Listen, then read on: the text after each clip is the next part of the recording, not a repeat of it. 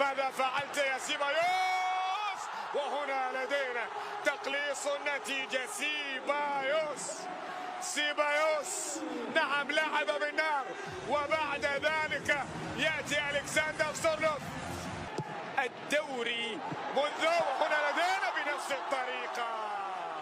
سورلوث يقلص النتيجة ويسجل لدينا الهدف الثاني لمصلحة فياريال بطريقة ممتازة، ويتصدر قائمة لدينا سورلوث.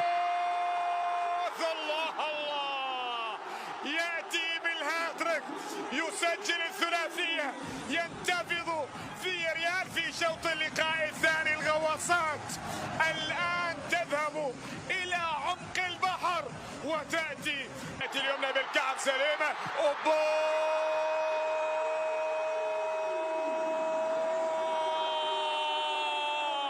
لا، هذا كثير يا سورلوث، هذا كثير.